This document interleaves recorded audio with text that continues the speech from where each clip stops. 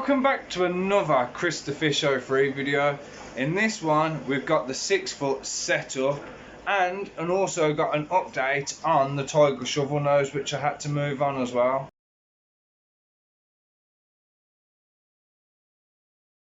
Right, so as I say, the Tiger shovel nose, we'll start with that one first. Obviously, as you all know, I had to rehome him, so I moved him on to one of my friends in the fish group, and he done absolutely fantastic. I told you before, the guy has got loads of tanks, loads of space and everything else. Now, yeah, he's in, I think it was like a 6x2x2, which, as you know, I now have as well. But at the same time, he's living life, he's got loads of tank mates, and he is doing fantastic. Right, so with that quick update sorted, let's show you what we've done with the 6 foot. Right, so I've missed out a load of it because I was in a bit of a rush. But I've been to Smith's, I've got 4 bags of the play sand, £2.50 each for 15 kilograms. Pre-rinsed, washed and everything else, got them all sorted. Got them into the tank. That took me a while. Now obviously I'm filling it up with water. I've got my plant pot in so as to not disturb the sand. I've got my heater in the corner. I've got an external filter. I've had to go for an APS 2000 at the moment just because obviously it was a lot cheaper and my funds have dried up.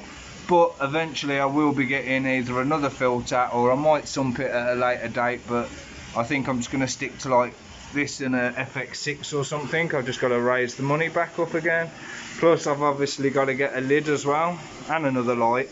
24 hours later. So here it is in all its glory for the moment. I've put a couple of handles on the front. I've got a trim or foil or whatever. I've got to flatten all this out so I can put some new trim on it. I've got a piece of this just as a temporary lid. I've bought a new light for it. We've got the APS running. You can see it's got a decent flow going. Got the heater in. We've got digital thermometer because I haven't got no stickers. Got it all set up and looking absolutely pucker. Now there is a redhead cichlid in here which I was gifted. Ask me where it is, I ain't got a clue. It's probably in one of the caves hiding somewhere.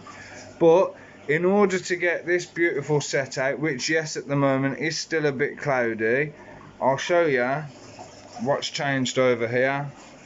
So you can see I've got my beautiful Jag here. You coming to say hello? Ooh. And then we've got Dyson. We've got our big albino Oscar. The other Jag is around somewhere. He usually hides either behind there or under there. We've also got the albino bristlenose, which usually hides behind there. But I've opened this up a lot more so that they have a lot more space. It is going to be a pain in the backside now because obviously having the tanks opposite each other like I did before, you're just going to have a lot of glare, so you'll have to bear with me. But in this tank, obviously, before, with that big piece of wood that is there, that was there, they all kept hiding behind it. So now I've opened it up a bit more so that we can actually see the fish.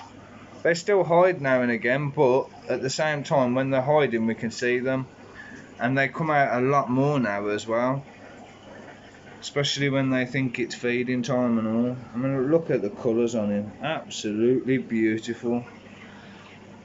So yeah, I'm going to get some more fish for these soon as well. Haven't quite decided what I'm stocking the 6 foot with yet. Oh look, here comes my redhead cichlid. There's only a babby still, so he's got plenty of growing to do. But yeah, I'm thinking of having this as a nice cichlid tank with all the smaller cichlids so that there's loads of them in there, as opposed to just having one big tank for like 2 or 3 fish. Yes, they may need it, but at the same time it's just a waste of a tank, so there's no point me going for a tank that big if I'm not going to use to the maximum I can. Obviously this tank I know is a 4x2x2. Oscar will be coming out and the Jags will have it to themselves purely because of I love him too much to move him on. and it makes a good use of them anyway. This one, as I say, I'm going to be getting a load of Jack Dempsey's and Green Terrors to go in. I might move a couple like the Flower Horn and the Severum and the Bichat over. I haven't 100% decided yet. Same with the Parrot. I've got to look at all my stock. Ooh, Severum having a go at the Flower Horn. What's going on? So yeah. Over here we've still got Odin and Dill. This won't change. Everybody loves this guy. It is absolutely mental. Come on, show him what you do. Go on. Do do do do do. Now back. That's it. There we go. Now we're gonna do loop-de-loop. Whee! Wow done, Dill. He's like my very own trained little puppy. Then, if we come down here, at the moment, we've got all of our guppies in here still. Well, most of our guppies and our platies in here. But it will be changing soon. I'm going to be moving all these out. I'm going to try and put them into here. I mean, like these guys, this is set at 22. This is just room temperature. The heater's in there, but it's not turned on. And everything still seems to be thriving. They're still breeding. Look, you've got loads of fry in there. So I'm going to move all these guys out and move them over to here. I've got the idea. I'm going to reboot this tank. I'll probably rip all the plants out, get new plants, or see what I can revive, things like that. I have decided I'm going to try and go for a pea puffer tank. Now that would be cool. We got our little long nose, our long thin bristle nose there. Then if we come over to this side, this tank needs a clean. I've got to get that done today. But we've got our 10 Texas cichlids, and we've also got given 2 green terror fry as well. So we've just got to help these guys grow the best we can. As I say, you come over to this tank, you got the guppies, the goldfish. There's a couple of goldfish due to be coming soon as well. But then I've also got the axolotl, who's just decided to slide underneath the filter. They prefer the dark, so obviously he goes into this cave or the log or that cave or under there. So there's plenty of hides for him as well. Obviously I have to put a load of food in for the fish to eat first, and then obviously make sure what he has can reach the bottom. But so far that's where we're at. Would you look at these pair just crossed over on each other? So funny. Then if we come over to this tank, you can see we've got all our bristlenose, we've got the snails. So I might even try and breed the snails myself, so that if I do get the puffer tank, then at least I've got the food source already, as well as like getting bloodworms and stuff as well.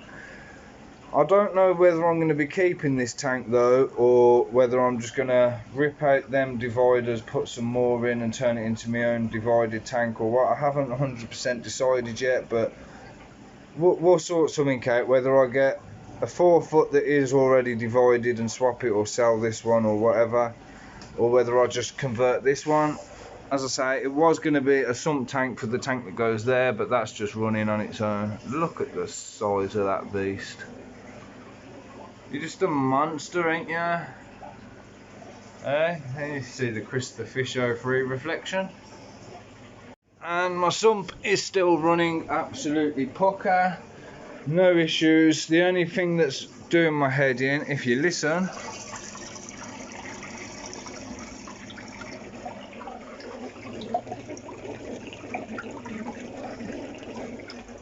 that is getting very annoying, so I'm going to have to get like a silencer cap or something to put on the top.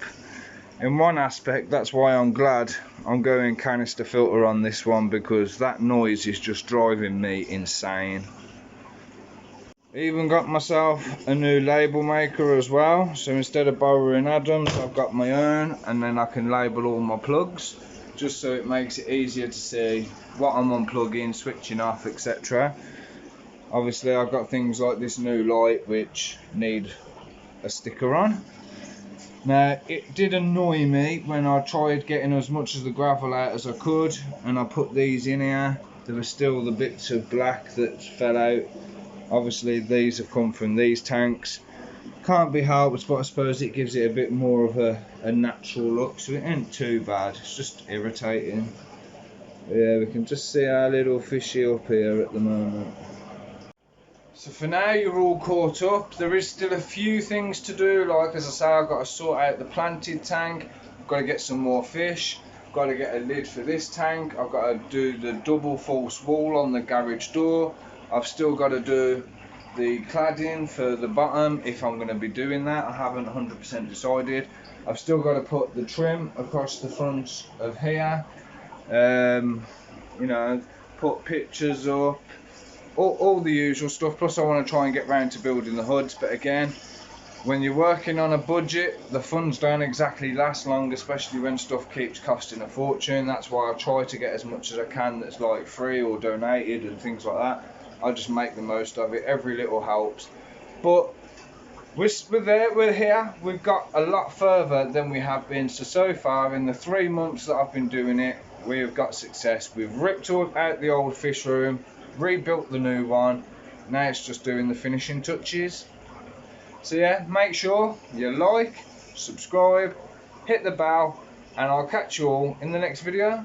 Bye bye. Thanks for watching.